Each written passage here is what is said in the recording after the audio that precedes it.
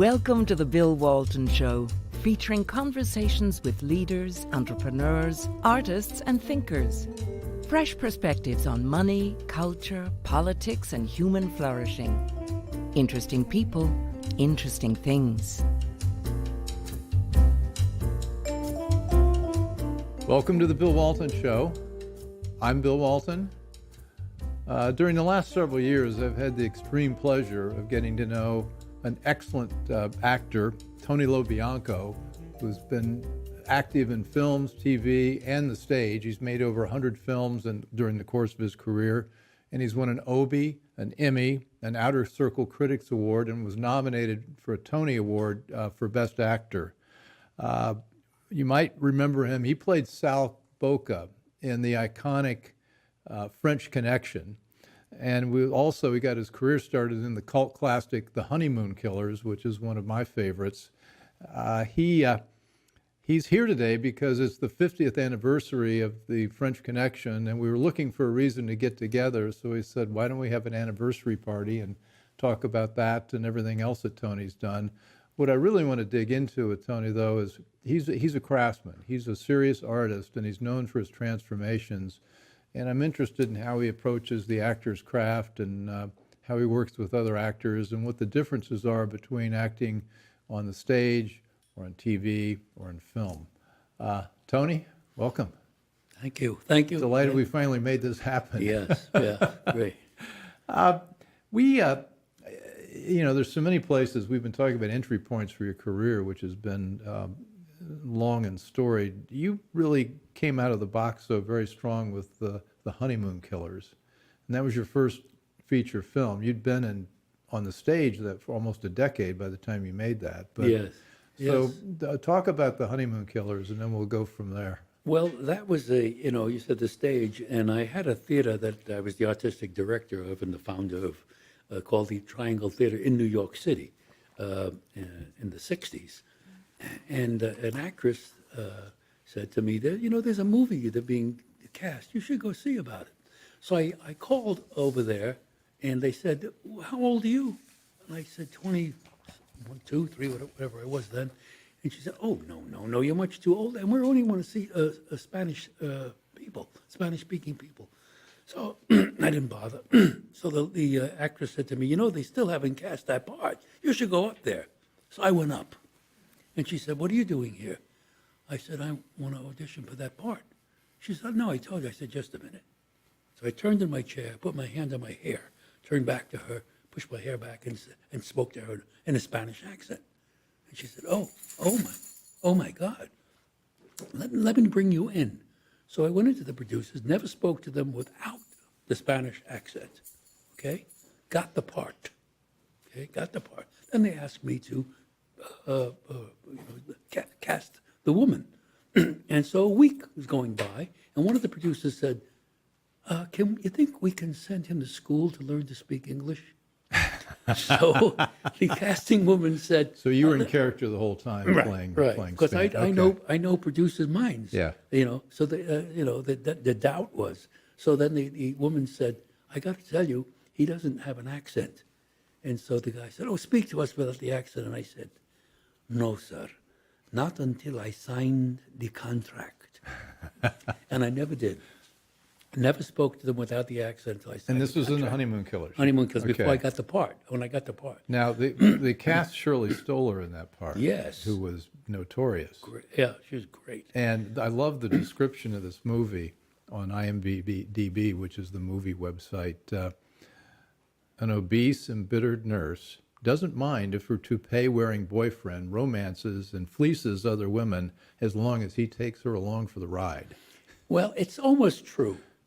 She promises. Did they get it right, or is that almost? Okay. Almost. What happened? Yeah. What is she makes him promise that he will not have sexual relations with other women, because she's very jealous of him, and she goes along posing as his sister, which is a little ridiculous when you think of what she's like and what he looks like. And the interesting thing about that movie, it's a true story. In fact, I love doing true stories, as is the French Connection. And the idea when they were finally caught at the end of the movie, and put on trial because he murdered a lot of women, and she helped. And what he would do, he would romance them, answer these lonely heart letters, meet with the women, romance them, and if they caused a problem, he'd knock them off. It was just his job, you see. And so she knew about that. She was one of the lonely hearts, but she fell in love with him, and he said, "I'll scare her off, and I'll tell her who I am and what I do." She said, "I don't care. I love you anyway." He's never had that. So he takes her along, and she proposes as a sister, and they go along and do these crimes and get the money and so on. But she's very jealous of him, you see. And so anyway, it's a wonderful film, and has become, as you said, a cult classic. We have a clip from that. Oh, and okay. I think it's time to look at that. That one woman carrying on in there, another woman carrying on in here. Christ almighty, I'm earning my 4,000 tonight. They call this place Valley Stream. What a joke. One little jail after another with 10 feet of grass between them. Valley Stream, I hate it here. Well, It's so funny. You know, it's funny. I was cast in a play, a Herb Gardner's play, with Milton Berle playing his son. You see, and at the same time I was doing this movie, and Herb Gardner, who was the writer director, I said to him, "Herb, I have a movie to do." He said, "Well, can you ask them to let you out of a day shooting to come for the first reading with the play with Milton Berle and Brenda Vaccaro?" I said, "Okay." I got back there, so now I'm at the table for the first reading with Milton Berle, and I'm Raymond Fernandez from the Honeymoon Killers. You see, the birds, and so Milton says, "Who's this?" And he says, "Well, he's playing your son." Oh, so I knew I was in trouble immediately, of course. But now Milton, he does. We're doing just a reading of the thing. And Milton's performing the first reading, and everybody else is sort of dogging it, just reading it to get to know it. But Milton, at the end, but he's playing it full out. He's pulling full out. Okay, Not only that, at the end of the reading, he gets up, goes up the stairs, and does an exit. So anyway, I lost. So I went back, did the movie, and it was a week later, and I said, and I had one scene on the stage with Milton. So I come back, and I call back, and I say, "Okay, I'm finished with the movie. I'm coming in." They said, "Don't hurry." I said, "What?" He said, "Well, we got to that scene, and your understudy went on, and he looks more like Milton Berle than you do." I said, wait a minute. You cast me. You can't do this." I came back, spoke to Herb. I said, "Herb, come on, what are you doing?" He said, I said, "You can't strike me out on the bench. I mean, you cast me the part. I transformed into this person when you cast me. Now I'm doing that role. Now I'll come back and transform." He said, "Milton has given me a lot of problems and blah, blah, blah." He said, so I said, "Just give me 10 minutes, and I'll transform back into that role." He said, "Tony, I'm having a problem." He said, "I'll talk to you tomorrow." I said, "Don't tell me you're talking to me tomorrow. Tell me you're going to give me the 10 minutes. He said, I'll call you tomorrow." He calls me tomorrow. He said, "I got to go with my instincts. I got to go with the other guy." I said, "Okay, here's what I'll do. I'll understudy that part that you just took away from me." He said, "You don't have to do that. You have you're the standby for the other part, Bob Dishy part, which is a big part." I said, "I want to do it." Anyway, the play goes on. We rehearsal. I transform into this character again. They keep saying, "Who's that guy? Who's that guy?" So now what happens is they're doing a out of town. They're doing a in town run through before we go out of town, with everybody from New York. You could imagine who's in that audience. They say to me, Can you come in and audition?" I said, "Yeah." So that night, I go in. We're doing a 7:00 curtain for all these people. Hal Prince, you name them, like Mike Nichols, Elaine May, everybody you can imagine in New York is out in the audience tonight. So I do the thing, and they say, "Gee, that's wonderful. Can you do it tonight?" No rehearsal, nothing. I said, "Sure." I said, one thing is wrong." He said, "What?" I said, "I don't like the way you directed the scene." He said, "What do you mean?" I said, "Well, this is this." He said to me, "Okay, you just do what you want to do, You can do what you want to do, but keep out of the way of Milton Berle. That's a direction. So I go into Milton. I said, So Milton, your only direction was keep out of the way of Milton Berle. keep out of the way of Okay, Milton well, that- Berle. Yeah. So I go into the room. Milton's getting made up, and I said, Milton, I'm your son tonight. Let me hear your voice. He said, what? Well, it says a couple of lines. Back and forth, back and forth. Okay. Now we're doing the middle of the scene. There's a pause. In front of everybody, he turns to me and he says, are you going to say the line, or are we going to bring down the curtain? The stage manager says, he's not up, Milton, you are. It's your line. And he throws him the line. After the scene, Milton comes out in his robe, and he says to the audience, I'm very sorry. I'm sorry I said that to the kid. The kid is okay. It was my fault, and I bet you never thought you'd hear Milton Berle apologize. Well, the question is, did you really want to look like a young Milton Berle? Well, I What does that look had to like? play the role. You know? you were desperate for the part, but then you told them they had to redirect the scene. So then, after the Honeymoon Killers, you went. Did you go directly to the French Connection? Was That's that- another story. Yeah. What happened was, in playing the Spanish with the Spanish accent, Right. when Phil D'Antoni, the producer, and Billy Friedkin, the director, saw that movie as one of their favorite films, they said, why don't we get him? And like I said, he's Spanish. He's got a Spanish accent. Luckily, the casting guy said, no, he's a New Yorker. He doesn't have a Spanish accent. That's how I got that part. So we've got a clip from that. I think I'll see if we can't get that teed up here. It's just that my people think we ought to find a better time to make the switch, that's all. It has to be by the end of this week. Look, Chenier, you gotta be reasonable. It's your problem. Well, it's your problem, too. Now you're playing that scene with Fernando Rey. Yes.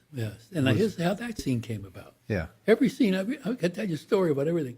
Billy, all you got to do from a director is ask me where I would be or what I would do. That's what you got to do. So he said to me, where would you be in this scene? I said, here's what I'll be doing. This is Billy Friedkin. Friedkin. Now, he's not any... No, he was a tough guy. Tough guy. He said to me, okay. I said, I'll be sitting on that bench. The limousine will drive down this street. I'll get up. We'll go over there. And, of course, you want to see the Capitol, right? So we'll walk down. We'll do a walk and talk down this street here. And you can do a dolly shot and do the shot. And then he said to Sonny Grasso, one of the main detectives whose story the French Connection is, with Eddie Egan. He said, where will you be? And Sonny says, well, I'll be over here by the car. And I said, no, Sonny, you know where you are? You see those steps way over there? You're sitting on those steps and you have binoculars. You're eating your lunch and you see us through binoculars. And Billy says, that's the way we're doing your scene. Send out for binoculars. That's how that scene began. This is, I love the creation of director and actor working together in coming up with the best possible thing that the director will agree upon. See, I always believe that I am for the best performance. I don't care who it is. If I have a better actor than this one or me or them, go. You're watching the Bill Walton Show, and I'm here with Tony LoBianco, who's explaining that he's an incredible risk taker. He's already described how he's directing Billy Friedkin in his movie, which is always risky. And then you also took on Milton Berle. But so you're talking about things. You had an innate sense of drama, yet you didn't really. Did you? You started out as a Golden Gloves boxer, and then you were a great baseball player. Well, and I understand you try got a tryout with the Dodgers. So yeah. when did this athlete, this guy from Brooklyn, this athlete, discover he was an artist? Well, I think those two things are performances. Okay. I think the idea of it happened in high school. My teacher inspired me, and I did a contest and won this and won that. Doing Cyrano de Bergerac of all things, from a vocational high school. Well, the nose is not quite there. Oh, so you could have said many things. Okay. Anyway. It's fun. So continue. Yeah. So anyway, so she inspired me, and after I graduated high school, what was I going to do? That was the best thing I'd done. I couldn't make it as a professional baseball player, which I would have loved. I'm a big fan of baseball. And I did win 8 championships as a softball. I had my own softball team in the Broadway Show League, and I'm the pitcher and the manager. So, you know, it's funny, before you mentioned about directing Billy Freakin'. Not at all. What it is the best idea. If you come up with a better idea, when I'm directing, and I've directed, a feature film and 5 television shows. When I'm directing, I want the best suggestion. If you have a better idea than I do, oh, please tell me. Please, I beg you. And from actors, I don't care if it came from the janitor. I don't care who comes up with the idea. You know, I'm the other actor too. When I did Honeymoon Killers, Larry Cohn came to me with a play about a Jewish homosexual genius, and he wanted me to play this role. After seeing the Honeymoon Killers, playing Raymond Fernandez with accent, and I said to him, "How do you have that knowledge to know that you're going to cast me as this?"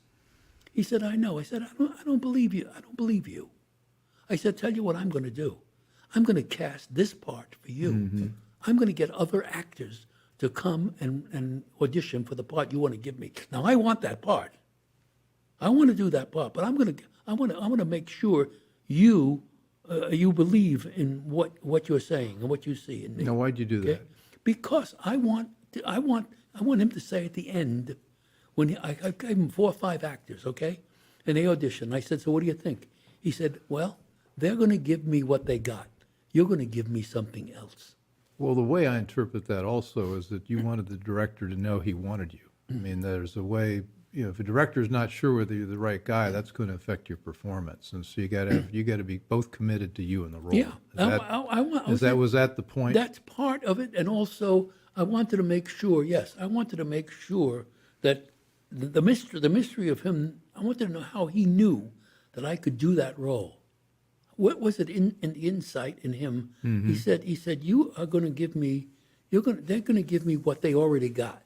You're going to give me something else as an added thing." And that is what I said, okay, Well, exactly. I've got my own story there. I was taking an acting class in college. I'd gotten back from the Army, and I was doing various things. I took an acting class because I was involved in that when I was in the Army. And my teacher, the class, said, "I'm going up to Indianapolis to direct the Civic Theater up there, and I know I've got just the part for you." I'm thinking, is this Brando or is this something? So he says, "I want you to play Little Donnie Dark in Butterflies Are Free." So I was typecast then, but I did pretty well, but I didn't do quite what you ended up doing. So we talk about overnight success in acting. As I'm doing the math here, you were almost 32, 33 years old when you did your first feature film. About there, 30. And how'd you get through the scuffling years of your 20s? Well, it's all theater, and that's where I breathe. That's where I. You see, I'll give you another inspirational story. When I was in acting school, Arthur Miller, the great Arthur Miller. Acting school where? In the dramatic workshop on Broadway and 50th Street. Okay. Right? It used to, Capitol Theater used to Right. be. And Arthur Miller came and he brought a scene from A View from the Bridge. And he had these 2 kids do the scene. I looked at that scene at 18 years old, and I said, I am going to do that play on Broadway one day. So that was 1954. And in 1982. 1954, you'd be 18 years old. Yeah. Okay. So, and in 1983, I'm doing that play on Broadway with Arthur Miller. And I'm the first actor ever to do the play as a full-length play on Broadway, A View from the Bridge. It was done as a one-act play with Van Heflin and J. Carroll Nash way back in the 40s. But I'm the first actor to play that play. And you got nominated for Tony. And Arthur Miller was very pleased. And you won the Outer Critics Circle Award. Yeah. So it's a dream come true. It's the role of my life. In fact, you'll love this. I said to Arthur Miller, I wish I was with you when you wrote this play. He said, why? I said, because you forgot one thing. I'm talking to Arthur Miller now, right? The great Arthur Miller, death of a A salesman. very formidable you know, Arthur Miller. to say the least. Yeah. He said, why? I said, the scene when Eddie is talking to the lawyer about Rodolfo, this kid who's going to marry his niece, which is very, and he comes up with all these excuses to the lawyer why he shouldn't marry. I said, you forgot that they're first cousins. Miller said, oh my gosh, you're right. So you knew his characters better than he did. He said, put it in. Okay. Write it in. He said to me. He said to me, write it in. I said, I'm not going to write it in. You're Arthur Miller. Write it in. He said, no, you go to the stage manager and you tell him you can put that line in there. I couldn't do it. I just, because I was like a protector. I'm a protector of the lines. And when it comes to great plays, I'm the policeman. I'm got to say every word that's written in the theater. Not there's a difference in the movies, but it's in the theater with an Arthur Miller classic play, of which I've, spent my life wanting to do. Again, time, 1940 something behavior. Sure. You have to behave in the period. I'm a big fan of watching old movies. I don't want to invent the wheel. You see, history is our teacher. Well, on that line, you're known for your transformations, and you've just already talked about your role as a Spanish speaker that was you just on the spot did. Now you brought along a book here, some photographs that I think illustrate this. I'd love to take a look at a couple of those just to talk about what it is you do, what happens inside that changes you from one character to the next. Well, this is a role that I did in 1983. So how old was I then? And now that, let me see. Is it okay? 83, you'd be 48, I think, or something Okay. like that. No, 83, you'd be 50. Yeah, is that good? Okay. Okay, I think that's got it Okay, just fine. so that's Mayor Fiorello LaGuardia. Yeah. And that whole face, there's no makeup. Now, that's hard to believe. That's my jowls, that's so on and so forth. I am wearing padding for the rest of the body, but that's it. That's one role. And here's another role that, Now, you gained a lot of weight for that part? well, right now I'm 165. I was to 189. Okay. Same thing, same weight I was for Marciano. That's a lot. Yeah. Now, this is the same character in Fist. This is a character 20 years later. Is it okay for that? It's with Sylvester Stallone, Babe Milano. It's 20 years later. Okay, so the one with the mustache, you're how old? Gosh, I don't remember. Okay, and then, Yeah, and then 20 years later in the same film. okay. Okay, same part, Same part, just 20 same, years later. same film, Now, 20, this is- okay. Yeah, let me just show Now, you do you this. do all your own makeup, or do you have? Yeah, I do my own. Okay. Well, I most of it, I do my own makeup. Sometimes I get help, but where the heck is that roll? Oh, here. Now, this is the most interesting one for me. Now, here's me at 21 years old. I'm in an acting school. I'm 21 years old here. And as you can see, the vest that I'm wearing and the tie, you see, I turn into, that's backstage, and I turn into this.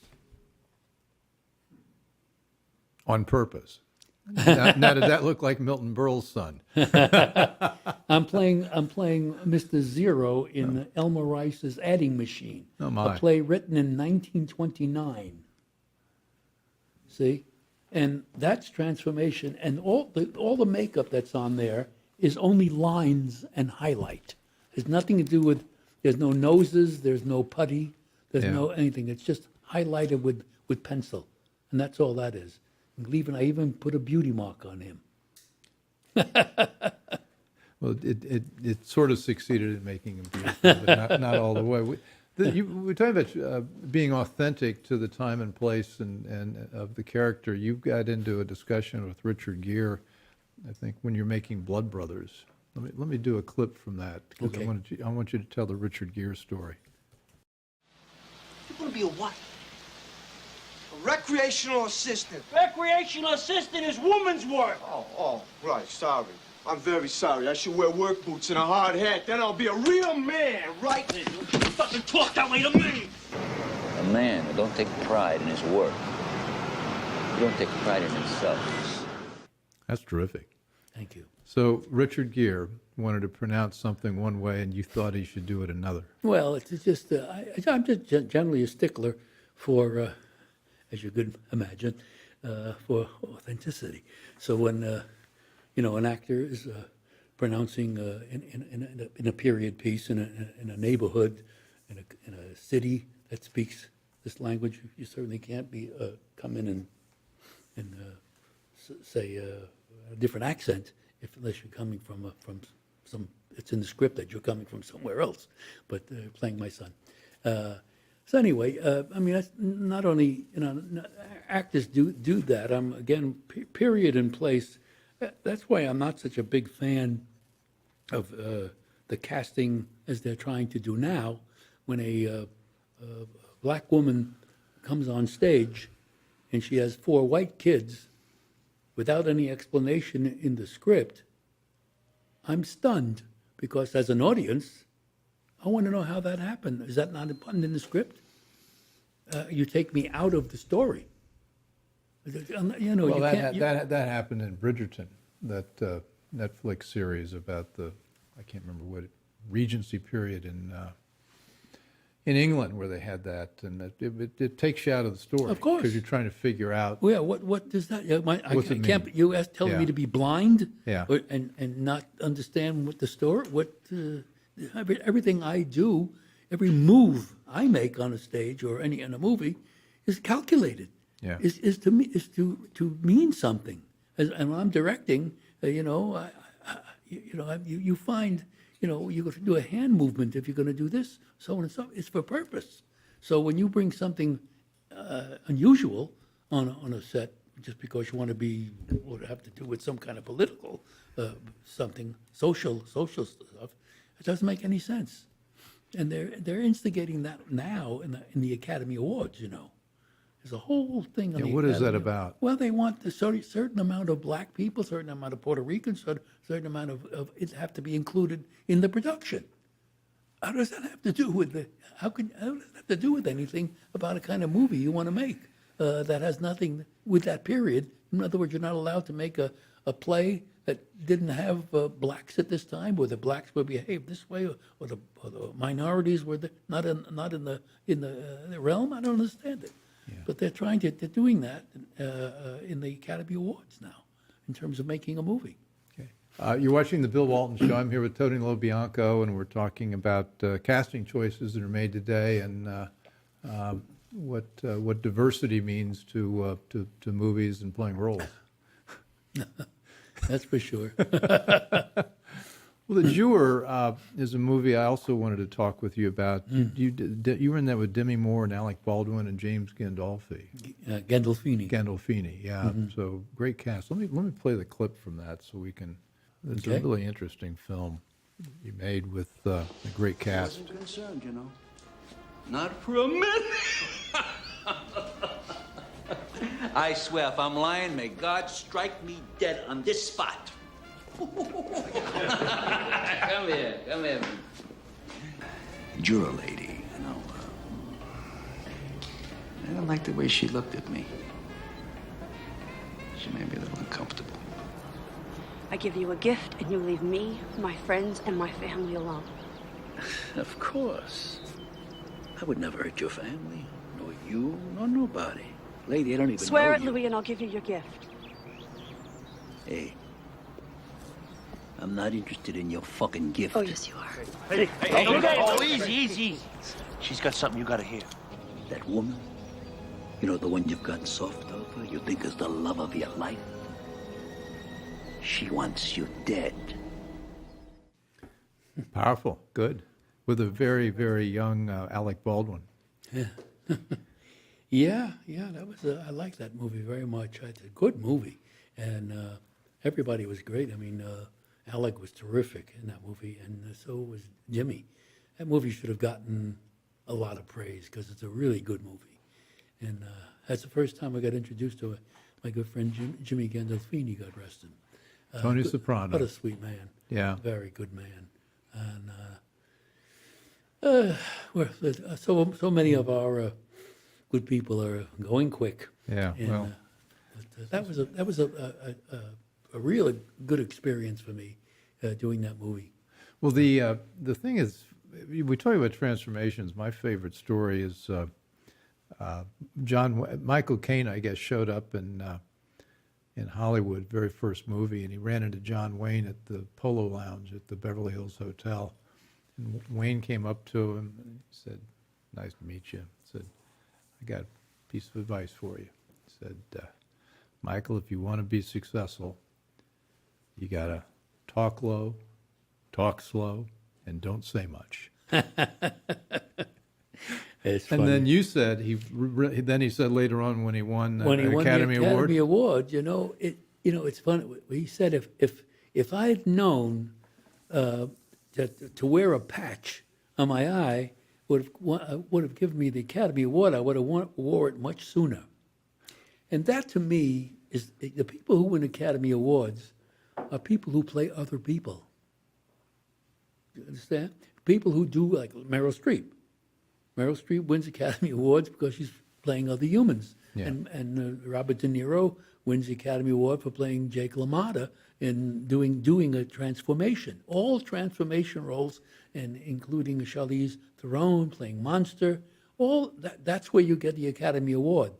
That's when people appreciate it. Not when you play straight. When you play straight, very difficult to win an Academy Award. And that's what it meant to me when he put the patch on. To me, he was becoming a character other than John Wayne. What was your toughest transformation as an actor? I would say when I did that picture I showed before about when I was 21, it was the first time I really went into great depth. I was at the Actors Repertory Theater, and the teacher said to me, "Go in the other room and find a character for this role," because I was 21 years old. And it's empty room, and I looked around, and I picked up a nail that was on the floor, and I went to the radiator, and I scratched it. And I picked up a sort of a tone on the thing where I started getting into a kind of physical thing, and it was, sure, I killed him. I'm not saying I didn't. I killed him. That kind of a thing. And also the idea of changing one's body. You see, picking out different kind of this is what we have to work with. And in order to make these hands older, in order to play a thing, your concentration and your imagination has to go very, very strong, and belief.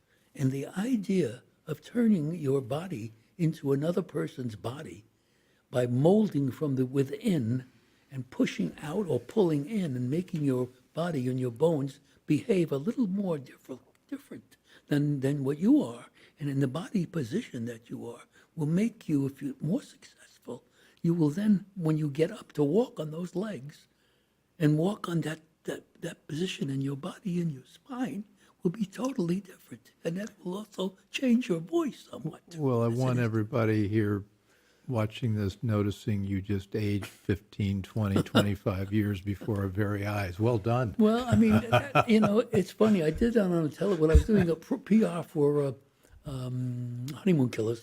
I went on a television show live, and I spoke to the interviewer, and I said, I can change into an old man right before your eyes. She said, what? I said, yeah, I'll do it. So I said to the cameraman, here's what you do. I'm going to turn around in my chair, and when I turn back, I want you to come on and keep coming in closer, doing a close-up.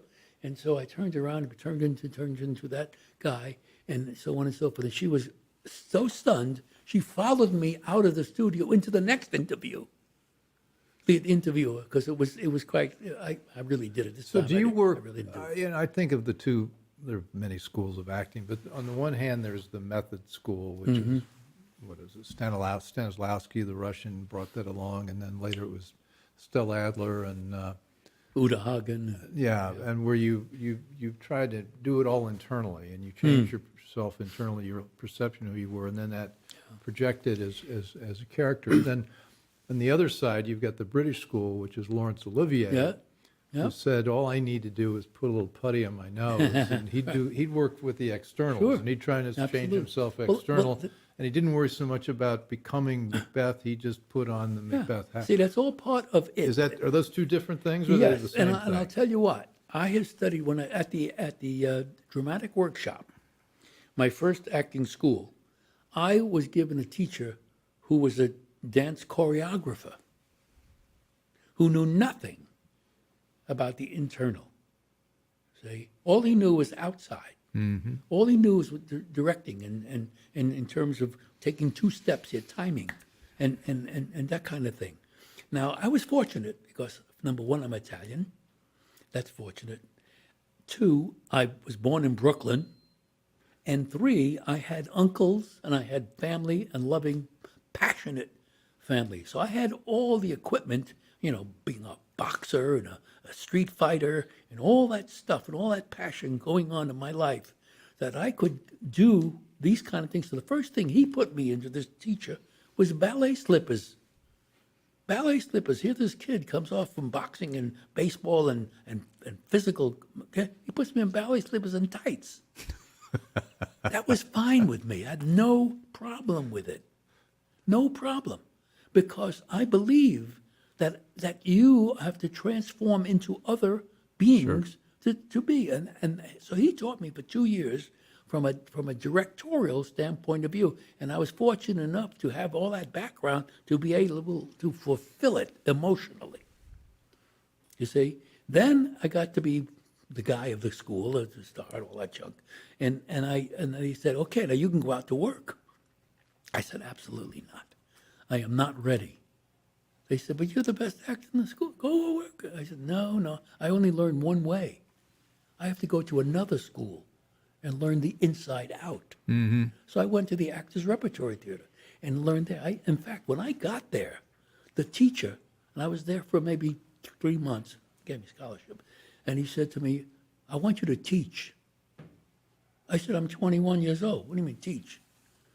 I said, I can't be teaching. These are young kids who need tons of care. He says, you see, I know you know that. So I taught for a year while I was learning.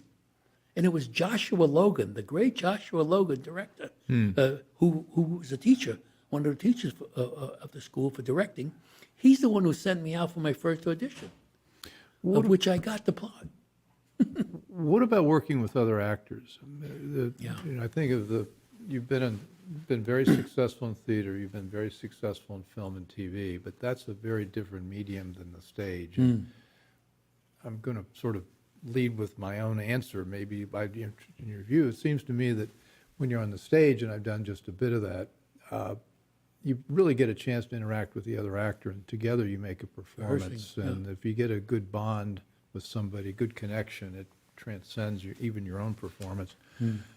Film, you often find yourself, you're looking at a camera, and maybe the other actor is standing behind the camera for your, so you can get your close up, but you're not acting in the same way. What's been your experience with that? Well, it is different, and I'm always there for the other actor. Yeah.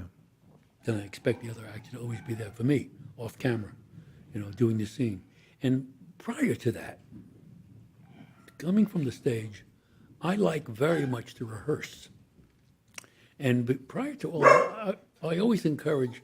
Excuse me, you're watching the Bill Walton Show, and we've just been invaded by dogs. So what's new with that? We let them wander around the set, and then occasionally they decide that they want to be on camera. Anyway, Tony, I'm sorry to have you upstaged by dogs, but We'll get them under control. Anyway, you're being very interesting. Could you just continue with that?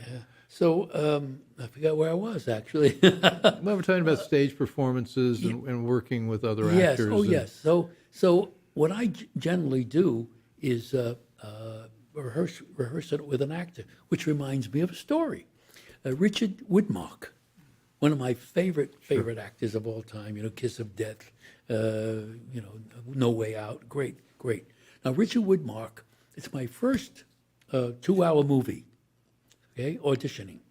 So I'm in the room. Larry White was the executive producer, and Richard Widmark is in a chair over here, and I'm over here, and I have 3 scenes. So I do the first scene, do the second scene a little more aggressive, and the third scene I just explode, and Widmark almost jumps out of the chair. I took it right to him, and he jumped out of the chair like it was, and of course I got the part. Now, here I am now on the set.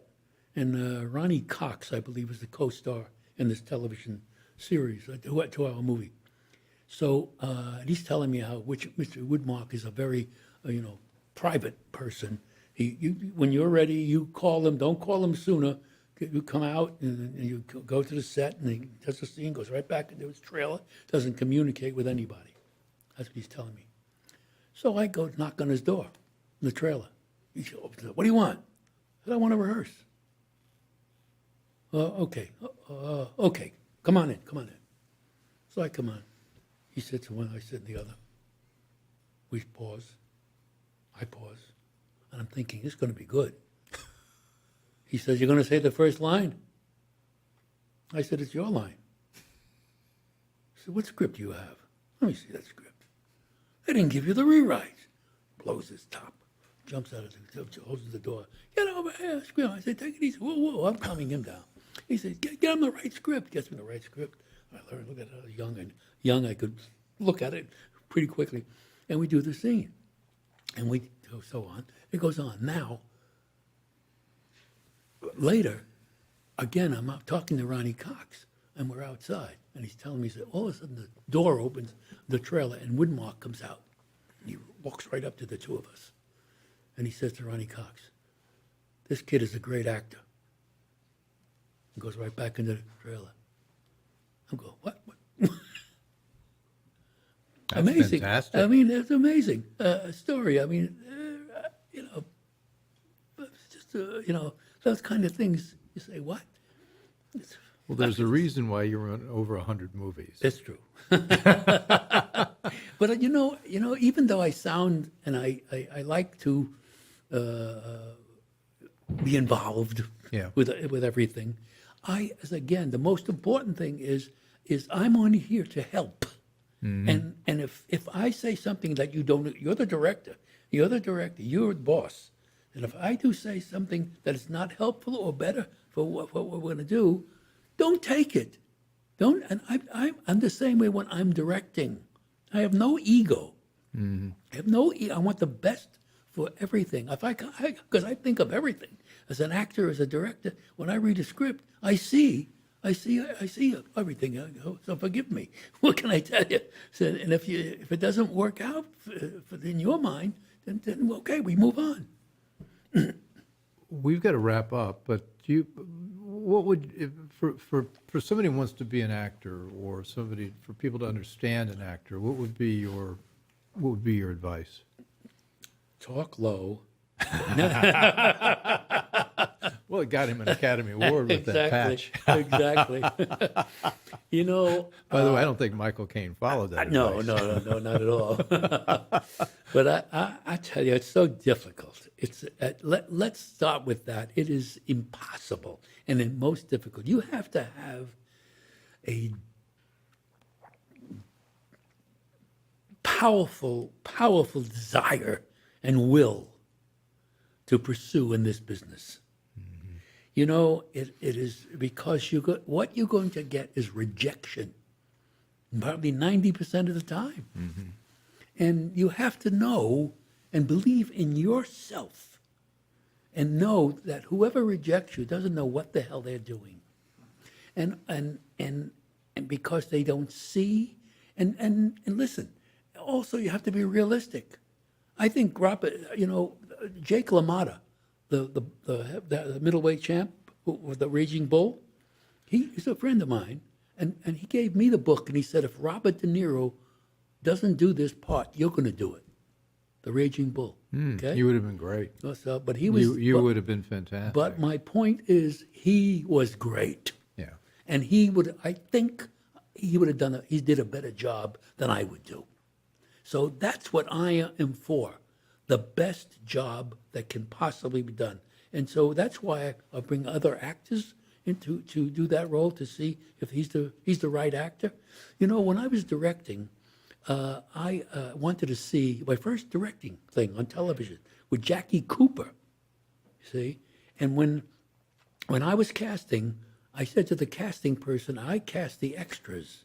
Were you directing, or was Jackie I was directing? Okay, you were directing. I was directing Okay. Jackie Cooper. Yeah. I said, I cast the extras. Yeah. She said, well, nobody casts the extras. I said, I cast the extras. Yeah. So I said, have them come in. She said, well, I've got to go to the theater. I said, good. You go to the theater and just bring the people in. So I had this one actor, extra, and I was talking to him about it, and I wind up giving him a part, a real good part in this television show, because I drew out of him something great. And the reviews talked about the faces in the crowd. Can you imagine that? I mean, that is fantastic. It's the same thing when I did A View from the Bridge. There was a man waiting outside with his wife. And he said to me, he was shaking. And he said, how do you know? How do you know?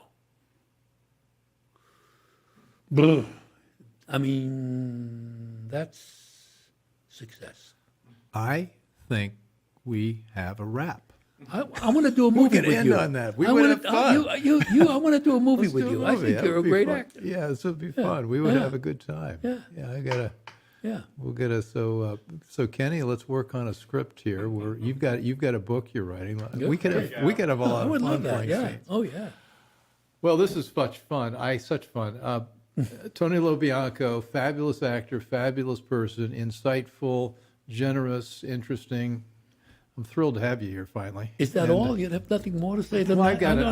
I've got more, but you know. Anyway, great fun. Thank you. Okay, well, you've been watching the Bill Walton Show, and thanks for joining us, and we'll see you next time. I hope you enjoyed the conversation. Want more?